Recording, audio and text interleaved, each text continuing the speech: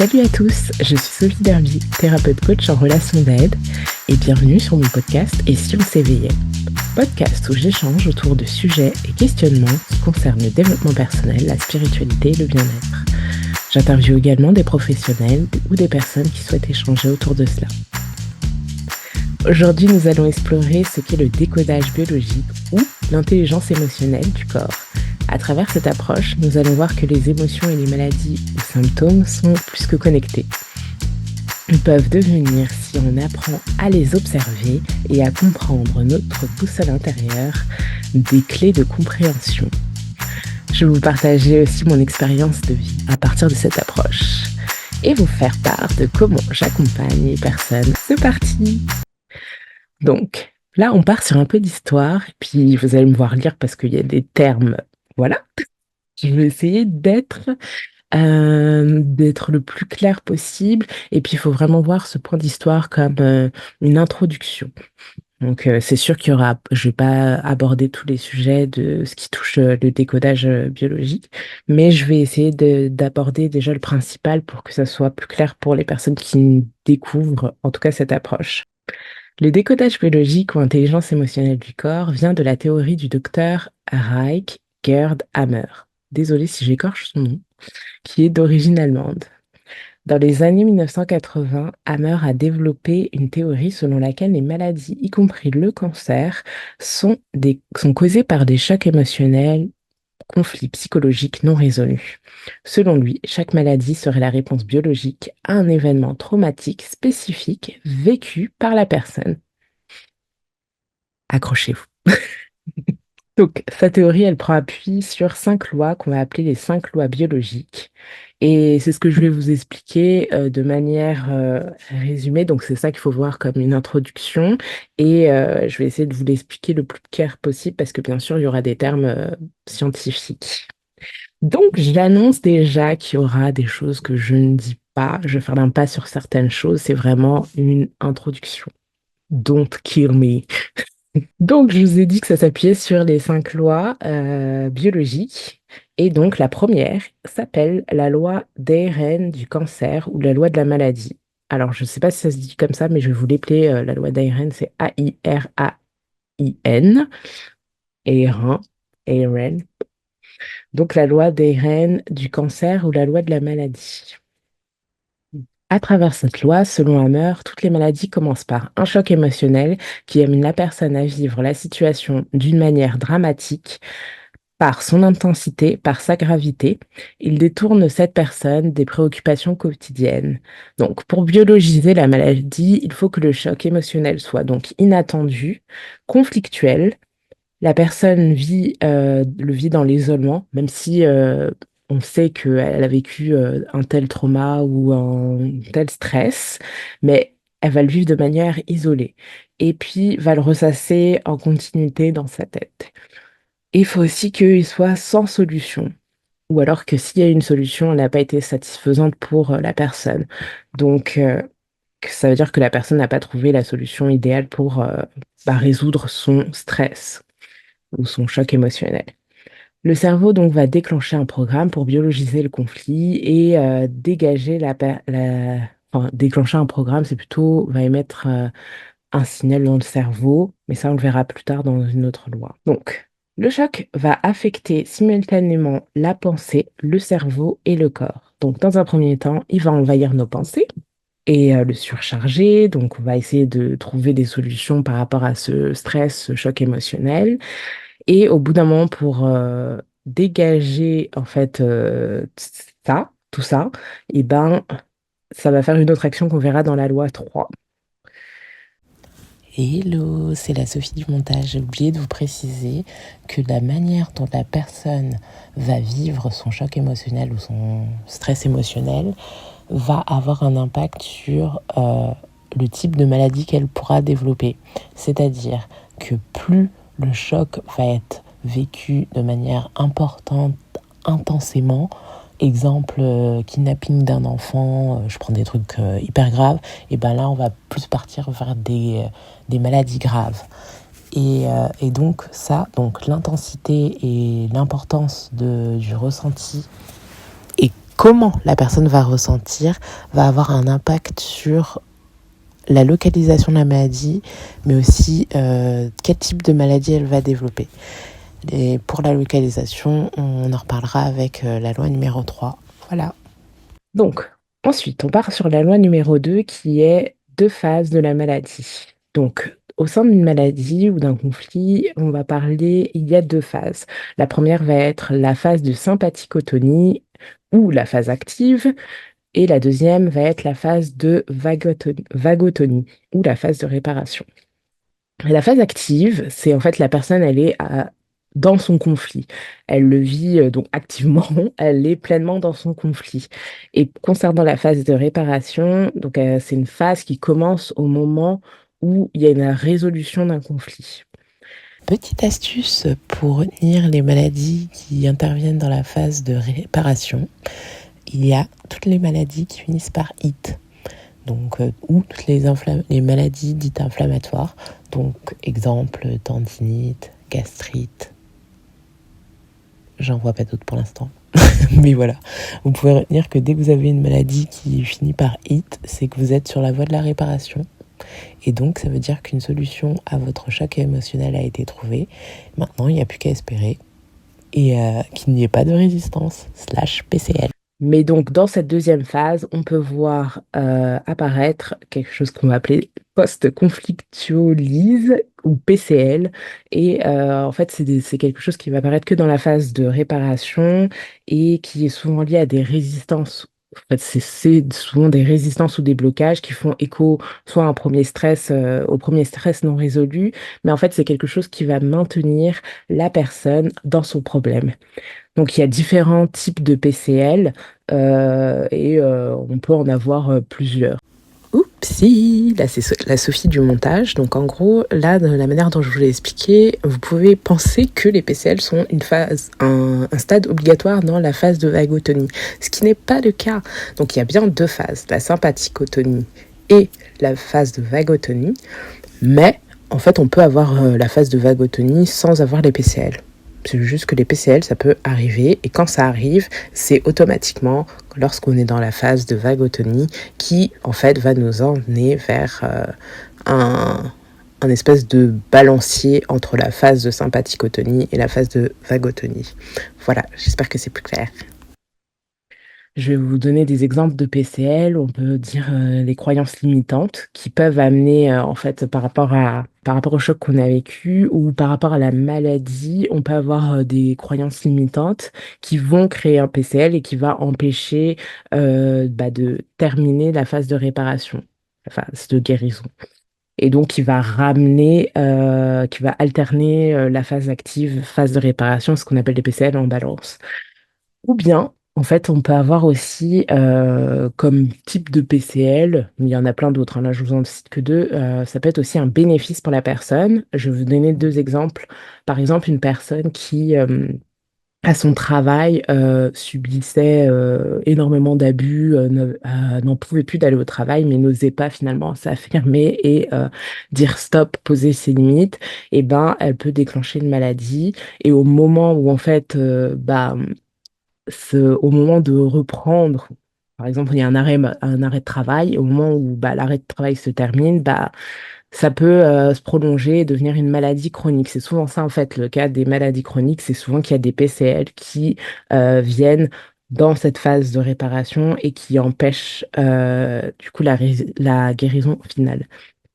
Donc ça peut être ça, la personne qui subit des abus au travail, ça peut être aussi une personne, on peut prendre même l'exemple d'une personne isolée et en fait qui, du fait de sa maladie, elle reçoit plusieurs visites, finalement elle sort de son isolement et au final quand elle guérit, l'isolement revient. Donc ça peut être il peut avoir un PCL qui fait que, mon bénéfice secondaire, c'est que quand je suis malade, je ne suis plus isolée. Donc, et puis ça, c'est tout, c'est inconsciemment, hein, c'est très inconscient. On va pas se dire, ah, ok, je vais prolonger ma maladie. Non, c'est vraiment très inconscient.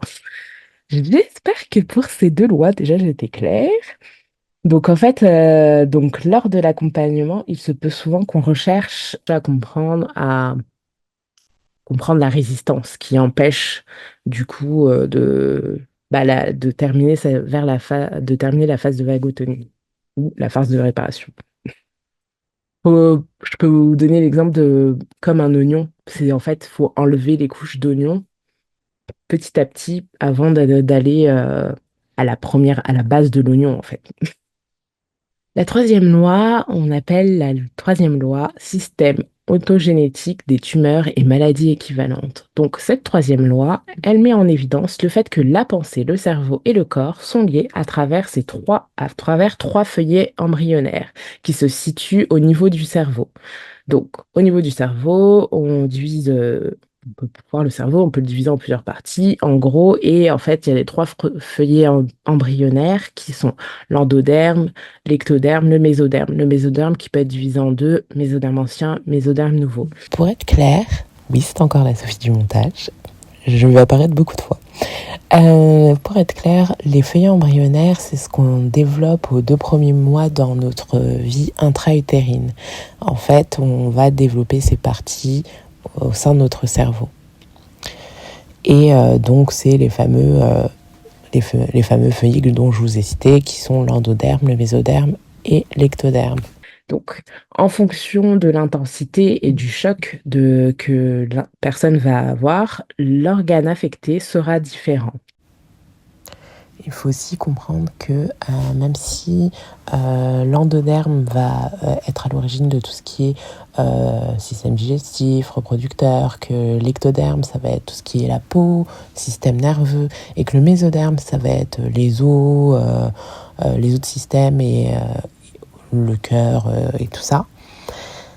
Chaque cellule de notre corps contient les 3 feuillets.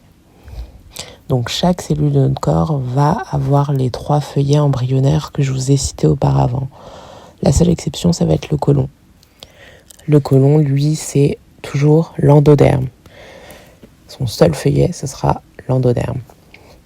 Puis après, chaque feuillet fait des réactions en fonction de quand il est dans la phase de conflit, donc sympathicotonie, ou dans la phase de vagotomie. Mais là, après, on va partir dans trop de détails et je vais vous perdre. Ça se peut que je vous ai déjà perdu. Et I'm sorry. Donc, ce qu'on retiendra, c'est plus la tonalité, le sens de chaque feuillet qui va avoir de l'importance aussi. Donc, en fonction de l'intensité et du ressenti de la personne, elle va vivre sa maladie différemment d'une autre.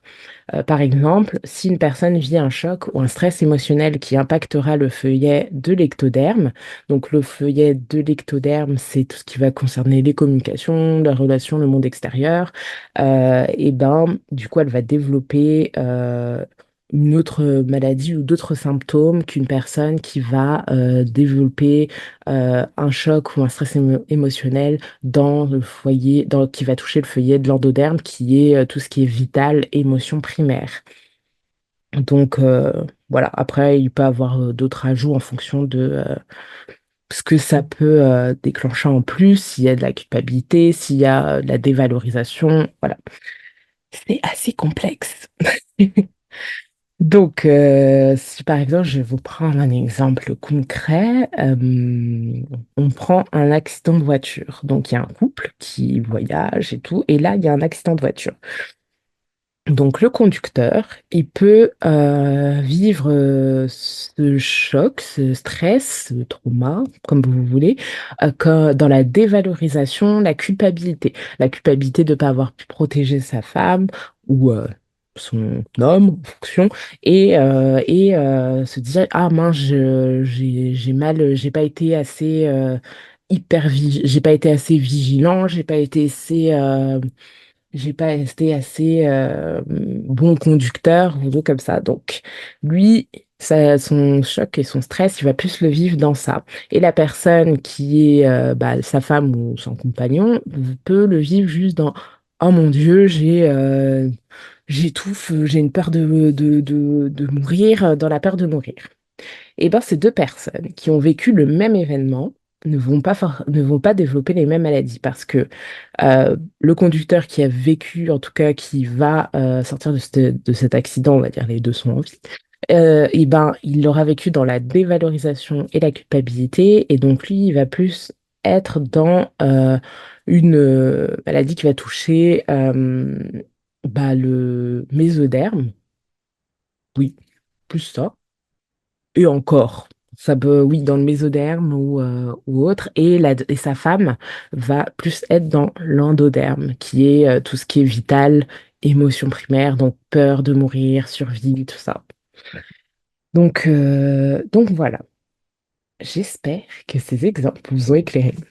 La quatrième loi s'intitule Le système autogénétique des microbes. Selon Hammer, les petits microbes sont nos amis pour la vie.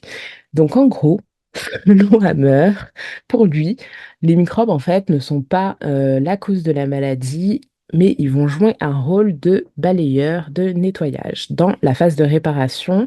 Et donc c'est eux qui vont aider à reconstruire les tissus, les feuillets embryonnaires touchés.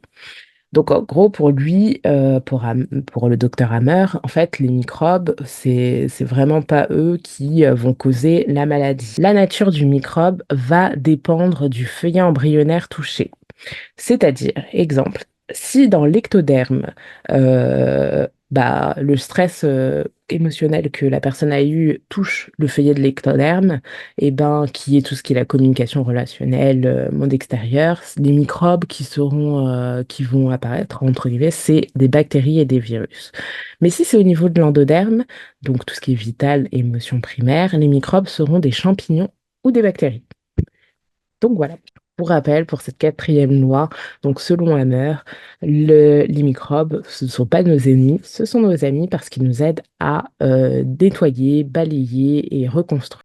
Et puisqu'ils ont ces rôles-là, vous comprendrez que le cerveau demande aux microbes d'intervenir uniquement dans la phase de réparation. Donc pour la cinquième loi, qui est la loi de la quintessence, c'est une loi qui affirme que chaque maladie a un sens biologique particulier. En gros, ça représente une réponse. En fait, la maladie, elle va représenter une réponse adaptée, naturelle du corps par rapport au choc émotionnel. Donc, le cerveau envoie toujours le meilleur programme en fonction des données qui lui sont proposées. Donc, pour le cerveau, la maladie est une solution parfaite de survie. La maladie, selon Hammer, toujours, serait du coup le programme biologique parfait pour aider la personne à surmonter son conflit émotionnel. Donc en gros, quand on s'y reprend du début, donc on a ce fameux choc émotionnel, on n'arrive pas à le résoudre, on n'arrive pas à trouver une solution, que ce soit une solution pratique, c'est-à-dire, je sais pas, par exemple, j'en peux plus de mes voisins, non, non, ils font du bruit, je suis envahie et tout ça. Euh, la solution pratique serait possiblement de déménager, mais je peux pas parce que j'ai pas les moyens parce que voilà, il y a plein d'autres choses. Et puis, donc ça, c'est pas possible. Et donc, la solution de dépassement serait d'aller s'affirmer, d'aller poser ses limites, d'aller voir le voisin et lui dire, bon, comment on fait pour cohabiter ensemble? Voilà. Mais ça, en fait, la personne n'arrive pas à trouver la solution idéale pour lui pour résoudre son conflit. Donc, il reste envahi dans ses pensées, dans tout ça. Et en fait, pour que le cerveau puisse bah, continuer à vivre, pour nous permettre d'agir de reprendre notre quotidien en fait. Et ben en gros, ce qu'il fait, c'est qu'il émet un fameux signal qui va atterrir dans l'un des feuillets en fonction de la nature, donc en fonction de si c'est de la culpabilité, de la dévalorisation, ça touche une peur, si ça touche tout ça. Et donc ça va aller dans un feuillet spécifique et de là, en gros, on va décoder. Et là, donc après, s'il n'y a pas de PCL, donc de résistance, on répare et on continue notre vie.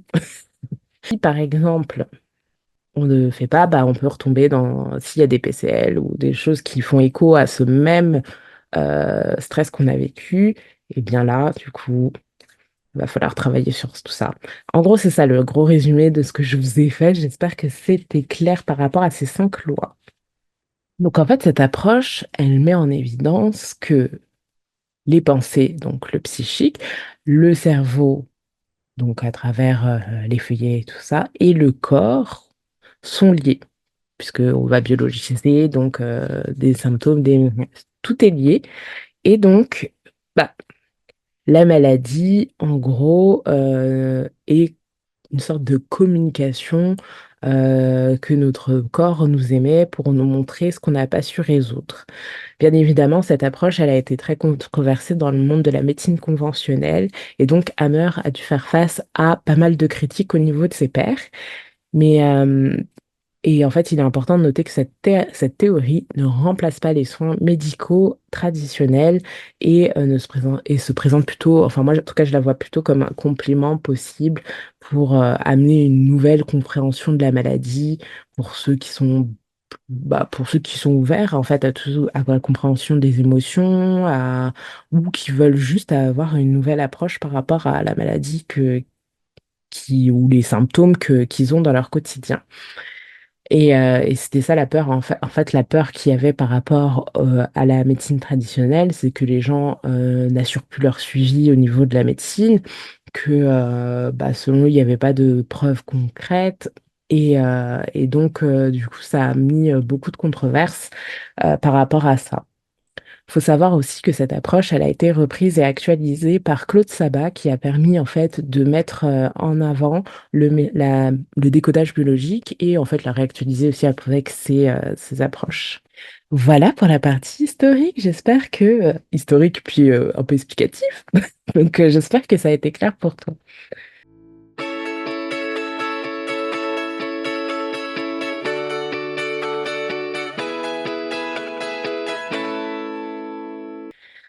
Maintenant, on va passer à un exemple pour mieux comprendre. Et donc, à travers cet exemple, je vais vous parler de mon expérience avec cette approche.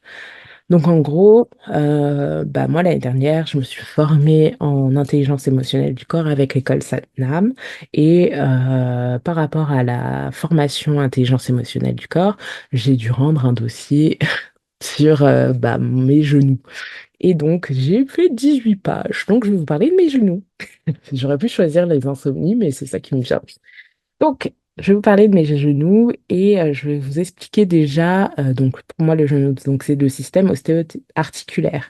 Donc, quand on a quelque chose, un symptôme, un mot, une maladie qui touche le système ostéo-articulaire et que du coup on veut en apprendre plus par rapport à cette approche et avoir un nouvel aspect de sa maladie. Moi, ce que je vais vous apprendre dans cet épisode, c'est qu'est-ce que le système ostéo-articulaire nous apprend. Donc, le système ostéo-articulaire concerne tout ce qui touche la dévalorisation physique et intellectuelle. Donc, c'est des personnes qui ne s'identifient à rien, qui auraient des croyances telles que je suis nul, je ne veux rien. Puis, ça peut toucher à tout ce qui est estime de soi, amour de soi et aussi la solidité intérieure.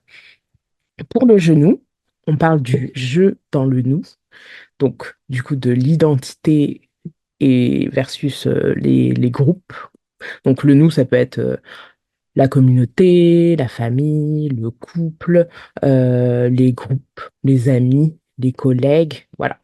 Et le je, c'est soi, son identité, son être. Donc, pour le genou, on va parler de conflits de dévalorisation sur le plan sportif et matériel dans la performance nécessitant un déplacement vers l'avant ou le latéral.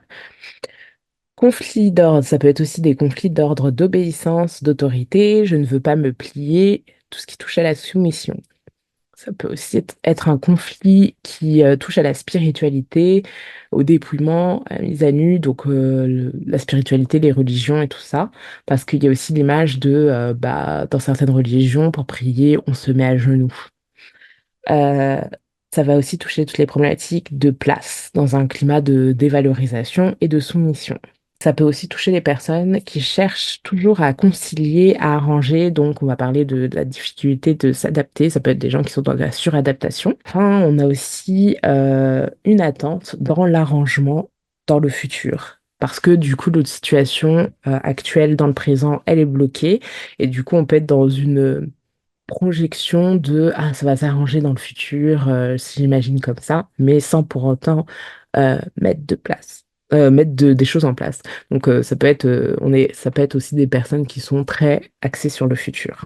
Donc moi mon histoire avec les genoux, ça a commencé en 2016, donc je faisais du babysitting et je gardais un enfant et à un moment cet enfant a failli traversé, enfin, s'est mis à courir. On était dehors et donc, du coup, j'ai couru après pour l'éviter qu'il se fasse renverser. Et donc, suite à ça, j'ai déclenché comme une douleur au niveau de mes deux genoux. Euh, Ça s'était passé à la période de l'hiver, et puis c'est important dans mon histoire de resituer, en tout cas la période de l'hiver et de l'automne sont très importantes par rapport à l'histoire de mes genoux.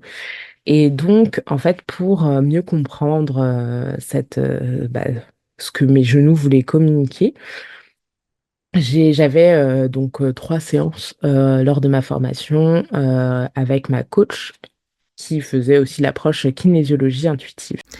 Hello, c'est encore la Sophie du montage. J'avais oublié de vous dire que, en même temps que mes séances de coach avec l'approche de kinésiologie intuitive, je prenais également des séances avec le kinésithérapeute pour travailler tout ce qui était la rééducation de mes genoux et tout ça. Donc du coup, il y avait vraiment un complément de la médecine traditionnelle et en même temps l'approche holistique. Donc voilà, petit ajout. Donc en fait, à travers mes genoux, je me suis rendu compte que, par exemple, moi, ça touchait vraiment tout ce qui était le transgénérationnel. En fait, on était beaucoup sur des données qui me relataient à mon histoire dans tout ce qui est le transgénérationnel, donc tout ce qui touche à ma famille, tout ce qui est la suradaptation, le fait de ne pas trouver sa place, et même dans mon quotidien. En fait, j'étais dans une période où je me demandais, mais qu'est-ce que je fais là? Où est ma place?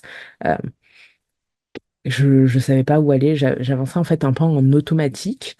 Et donc, bah, je me laissais plutôt envahir par ce que les autres voulaient, que ce soit dans mes groupes d'amis, ou dans ma famille. Je respectais inconsciemment aussi des loyautés familiales. Donc tout ce qui est touche dans le transgénérationnel, en fait, c'est quand souvent on est amené c'est ce qu'on va parler de schémas familiaux. En gros, on respecte inconsciemment des choses que nos ancêtres, donc ça peut être nos parents, grands-parents, arrière-grands-parents, ont reproduit et donc nous, on le reproduit aussi dans nos vies. Donc en fait, j'étais dans un certain automatisme et inconsciemment, je reproduisais des choses qui étaient à l'encontre de ce que mon moi, donc mon jeu, dans le nous, mon jeu voulait en fait être dans ma vie. Et donc, ça m'a confrontée à toutes les notions de fait plaisir. Donc, quand on a un fait plaisir, c'est tout ce qui est les messages contraignants. Ça, j'en parlerai dans un prochain épisode. Mais tout ce qui touche le fait plaisir, donc, c'est-à-dire que pour être aimé, bah, je veux beaucoup faire plaisir aux autres, mais je vais m'oublier de moi, qu'est-ce qui me fait plaisir, c'est quoi mon propre bonheur. En fait, on était dans une notion de sacrifice et de ne plus s'écouter, enfin ne plus, ou ne pas s'écouter et ne pas prendre sa place. Être tellement dans une suradaptation que finalement, qui suis-je? Qu'est-ce que je veux être? Qu'est-ce que, où va ma vie? Ça, je ne m'étais pas posé la question parce que j'étais tellement pris dans ce nous. Et puis ce nous était familial et au-delà de la famille présente, c'est au-delà de la famille, du poids familial transgénérationnel et aussi le nous extérieur. C'est-à-dire que je m'affirmais pas. Et puis, quand on est dans le système ostéo-articulaire, bah, ça va être tout ce qui est, on va travailler sur la solidité intérieure, mais aussi l'affirmation, poser ses limites, se recentrer sur soi. Donc, ne plus être dans une projection de, ah, dans le futur, ça va s'améliorer. Non, c'est aujourd'hui, qu'est-ce que je peux mettre en place pour, commencer à changer mon quotidien et aussi changer ma manière de faire, c'est-à-dire me prioriser plutôt que de prioriser les attentes du nous. Donc voilà, donc quand j'ai travaillé sur ces genoux-là, ça m'a mis en évidence tout ça.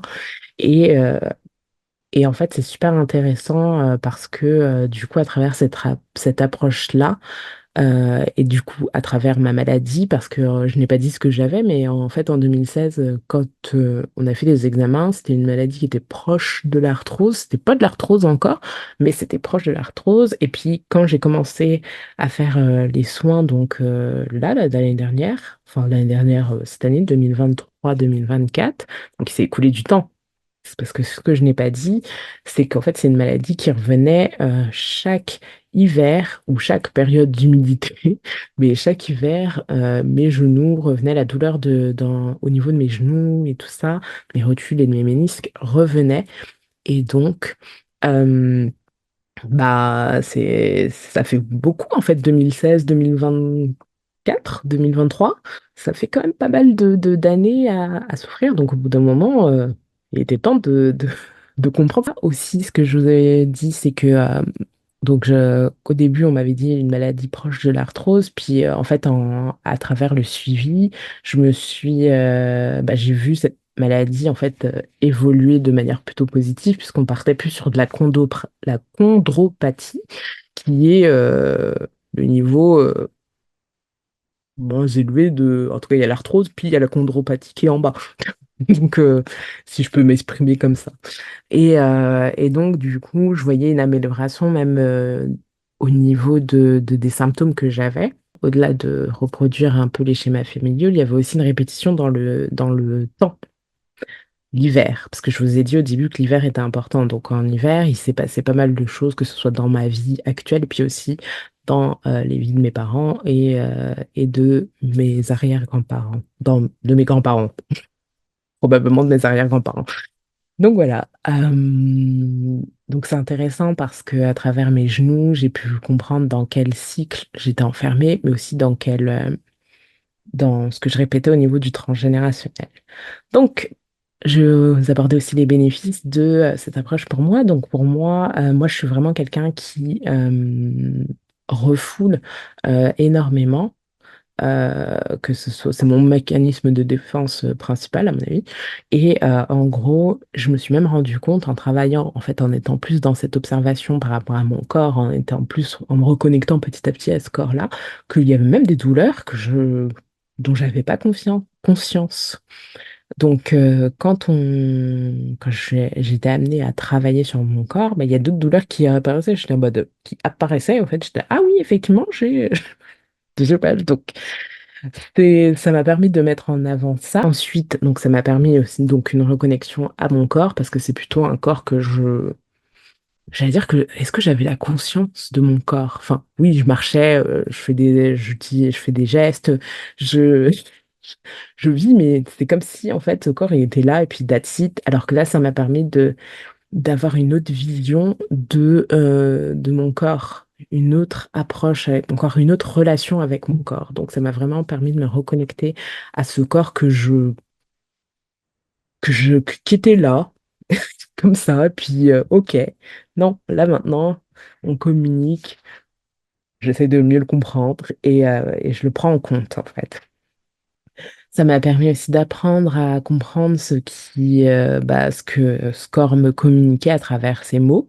Donc maintenant, quand je sais que j'ai une douleur au niveau des genoux, bah déjà, on va comprendre quelle est la résistance qui est là. On va essayer de comprendre à travers les derniers temps qu'est-ce qui s'est passé pour que bah, cette douleur revienne. Et, euh, et puis c'est ça, donc maintenant, dès que j'ai ma douleur, je suis en mode, hey, qu'est-ce qui s'est passé dernièrement? Ok, ok, ça fait sens. Donc voilà. Ça m'a permis aussi de vraiment comprendre que tout est lié. La relation entre mes émotions, surtout les émotions bien refoulées, et les émotions, mais en fait, je dis mes émotions, mais même les émotions de ma famille, parce que là, on était carrément dans un gros dossier transgénérationnel aussi, même si dans ma vie actuelle, il y avait quand même des choses, il y a quand même des choses en lien avec cette douleur-là, mais il y a un gros volet transgénérationnel, donc c'est-à-dire que même mes émotions, mais aussi des émotions de mes ancêtres, ont vraiment un impact euh, sur ce que mon corps va biologiser. Et ça, je trouve ça passionnant, je trouve ça ouf, je trouve ça waouh, quoi. Donc voilà un peu mon expérience par rapport à cette approche. Et donc pour tous ceux qui ont des problèmes qui touchent soit le système ostéo-articulaire ou les genoux, bah, vous avez des petites pistes. Donc voilà, c'est cadeau.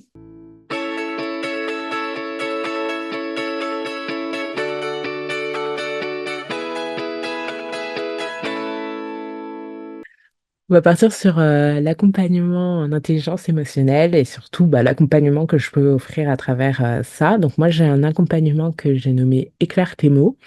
Et en gros, bah, quand je vais accompagner bah, les personnes autour de ça, bah, on va poser pas mal de questions sur tout ce qui est la vie perso. Et en fait, après, on va, pareil, un peu comme je vous ai expliqué, comprendre où se situe le mot, le mal, le mal ou la maladie. Et pareil, je vais un peu mettre en avant ce que ça traduit. Puis partir de là, bah, voir comment ça résonne dans l'histoire de la personne. Et ça, c'est ce qui est le plus beau parce que du coup, voir la personne faire ses liens, connecter sur ah, ok, ok, mon corps dit ça, et puis dans ma vie, c'est ça. Donc voilà, et puis c'est vraiment un travail qui se construit. Ça veut dire que bah, bah, pour certains, oui, une séance va être très efficace et tout, mais il faut pas culpabiliser s'il faut deux, trois séances, c'est correct parce que bah, si comme moi, vous avez une maladie, donc 2016, 17, 18, 19, 20, 21, 22, 23, oui, j'ai besoin de compter sur mes doigts. 8 ans de maladie, vous avez cette maladie depuis 8 ans, bah, et donc elle était chronique, donc pendant 8 années, il y a eu des choses qui se sont répétées. euh, c'est correct si au bout d'un moment, une séance, c'est pas assez. Mais en tout cas, ce qui est plus important, c'est vraiment les liens. Les liens enfin, en tout cas, moi, ça me fait tellement plaisir de voir les personnes faire. Ok, j'ai compris là ce qui se passait, j'ai compris le lien que ça mettait en évidence. Oui, effectivement, là, ça fait faire ça. C'est tellement beau parce que du coup, tu dis, ok, yes! Yes! Elle a un truc. Et puis moi aussi, je me permets, des fois, si la personne m'autorise, de lui montrer des petits liens que elle n'aurait pas vus. Mais après, vous êtes totalement libre de me dire, non, non, Sophie, là, tu pars trop loin. C'est correct. De toute façon, le principal, c'est que la personne puisse faire ses propres liens. Ensuite, du coup, je vais toujours. Donc, c'est vraiment ça amène une autre perspective par rapport à la maladie, là où on va peut-être considérer la personne que comme un suivi médical, je sais pas comment dire, mais là, ça va vraiment l'amener dans une autre dimension. Parce que oui, le suivi médical, les rendez-vous et tout ça, c'est important, mais aussi, si on peut mettre des émotions, des mots sur les mots, eh ben, c'est tout aussi important. Et ça peut même éclairer autrement. C'est un apport, c'est un complément. Et donc, ce qui m'amène au point 3, ce qui est sur les warnings, parce que pour moi, cette approche, elle est vraiment complémentaire à la médecine traditionnelle. Franchement, ce serait un plus si à chaque fois, il y avait ça qui était fait, parce que ça permet à la personne de vraiment conscientiser qu'est-ce qui a été refoulé, qu'est-ce qui n'a pas été résolu. Et c'est vraiment un plus, c'est un apport en plus de la médecine traditionnelle, de ce qui est déjà apporté par rapport à ce que le médecin ou autre va vous dire. C'est vraiment quelque chose de complémentaire. Et ça, c'est important de le souligner. Aussi, c'est aussi un autre moyen de communication avec soi, parce que ça me permet de comprendre le langage de son corps. C'est vraiment un moyen d'établir une nouvelle relation avec son corps. Peut-être que ta maladie est tellement chronique, elle prend tellement de place que ça peut te permettre, oui, tout à fait, ça peut te permettre de voir ce corps que tu peux voir comme une prison d'une autre manière. Parce que des fois, quand les douleurs sont énormément sont atroces, que ça prend vraiment, bah, ça t'handicape dans tes actions parce que tu es obligé de te poser, de prendre une pause parce que la douleur, elle est vraiment insupportable, ou même, genre, t'en as juste marre, en fait, d'avoir ça depuis des années, et ben, là, ça te permet de te dire, OK, donc là, on va prendre un temps, on va s'écouter encore, et puis qu'est-ce que tu me dis?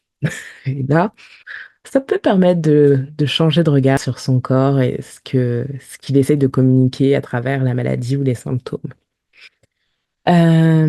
C'est aussi un moyen de se reconnecter à son histoire. Alors, Moi, je vous ai parlé beaucoup dans mon exemple de transgénérationnel, mais ça peut être aussi quelque chose qui va toucher votre vie actuelle. Donc, puis souvent, ça déclenche, c'est souvent quelque chose qui va toucher votre vie actuelle, qui va faire écho ensuite au transgénérationnel ou à d'autres choses, ou pas. Mais en tout cas, c'est ça.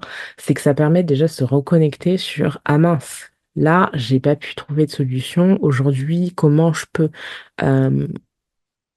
prendre en compte ce qui n'a pas pu être solutionné et comment je peux apporter une action pour un peu clore ce conflit, clore ce stress, clore ce choc. Enfin, quand je dis clore, c'est vraiment apporter ouais, une réponse satisfaisante pour vous. Et donc, c'est vraiment un bon moyen de se reconnecter à son histoire de vie, à son histoire familiale, à son histoire au schéma qu'on peut répéter, au programme qu'on peut répéter, parce que du coup, ça fait, j'en ai pas parlé, mais du coup, dans l'intelligence émotionnelle du corps, dans la formation que j'ai suivie, on parle beaucoup de l'empreinte de naissance. Donc, l'empreinte de naissance, c'est les 9 premiers mois avant la conception. Notre conception, c'est les 9 mois de grossesse et puis les 9 premiers mois de vie quand on est tout bébé. Et en gros, donc dans ce cycle-là de 27 mois, on va programmer que ce soit les ressentis de nos parents, les expériences qu'ils ont vécues, et aussi nos ressentis dans les 9 premiers mois et les expériences qu'on a vécues. On va créer des programmes qu'on va être possiblement amené à répéter. Enfin, sûrement, on va répéter et donc on a programmé et qui peuvent nous servir comme pas et ou comme nous mettre en évidence des choses à libérer ou à prendre compte. Et en fait, du coup, on peut être pris, donc, comme je vous ai parlé aussi des cycles, ça peut être des cycles temporels, des choses que des répétitions. Moi, je vais dans une histoire à... Est-ce que c'est avec mes... Je me demande si c'est mes genoux qui m'ont mis ça en évidence, mais j'étais pris dans un cycle de 11 ans aussi. Tous les 11 ans, il se passait un même événement. Pas le même, mais de la même tonalité, dans la même nature. Et donc, ça peut être des cycles de temps, ça peut être des cycles d'une autre personne, ça peut être les cycles d'un ancêtre. Donc, il y a plein de choses d'un programme, donc les programmes qu'on a eus dans l'empreinte de naissance, mais aussi des programmes qu'on a aussi, j'allais dire programmés, des programmes qu'on a enregistrés dans les 7 premières années de vie ou des choses qu'on est amené à répéter dans notre vie actuelle. Enfin, il y a plein de choses que ça permet de mettre en évidence et donc je trouve ça super intéressant. Et puis aussi, le plus important aussi, c'est aussi un moment pour soi. C'est un moment qui peut nous permettre de mettre un stop dans nos quotidiens et de dire, OK, aujourd'hui, là, je prends le temps pour moi, j'écoute ce que mon corps a à me dire, j'écoute euh, qu'est-ce que j'ai pas conscientisé, je prends le temps pour moi, ouais, je m'écoute. Et ça, c'est important parce que quand on est pris dans des routines de métro, boulot, dodo ou autre, eh ben, s'accorder ce temps de bien-être, puis ça peut être des moments aussi où on va pleurer ou parce que on libère des choses, mais ça peut être aussi des gros moments de joie où on fait, OK, j'ai compris ça, puis j'ai compris aussi ce que ça m'a amené à répéter dans d'autres sujets. Ça peut être aussi des beaux moments de libération, des belles prises de conscience. Mais c'est vrai que quand on est pris dans une routine non-stop et qu'on n'ose pas prendre ce temps, qu'on se dit j'ai pas le temps de prendre du temps, et ben, si on arrive à dire stop et à se dire, OK, là, je peux caser ça et je peux le caser, et ben, le temps se crée, parce qu'on crée notre vie. Donc voilà pour les apports en tout cas moi comment je travaille en intelligence émotionnelle du corps et puis qu'est-ce que ça peut vous apporter si ça vous intéresse. Je vais aussi vous parler d'ouvrages qui peuvent être intéressants pour ceux qui aiment bien lire, moi j'adore. Donc je vous ai parlé de l'empreinte de naissance, donc pour ceux qui étaient intéressés pour comprendre, parce que j'en ai parlé très vaguement, mais pour ceux qui veulent en savoir plus, il y a le livre L'empreinte de naissance de Jean-Philippe Brébion. Il y a aussi, donc, pour ce qui est reconnexion au corps, tout ça, pour comprendre les définitions, il y a Aime ton corps de Lise Bourbeau. Il y a le Grand dictionnaire des malaises et des maladies de Jacques Martel. Et puis, pour ceux qui veulent en savoir plus sur l'histoire, les théories d'Hammer, et puis de comprendre un peu plus, qui veulent aller sur plus de compréhension, que ce soit scientifique ou aller plus plus loin, parce que je rappelle que j'ai fait une introduction dans l'histoire, dans la première partie de ce podcast, c'était vraiment une introduction. Donc, pour ceux qui veulent aller plus loin, on a le livre La médecine sans dessus-dessous et Si Hammer avait raison de Giorgio Mambretti. Désolée si j'écorche des noms. Donc, Giorgio Mambretti et Jean Séraphin. Donc, tous ces livres, vous pouvez les trouver sur Amazon, Fnac, librairie. Voilà. Donc, je vous ai donné des petites pistes.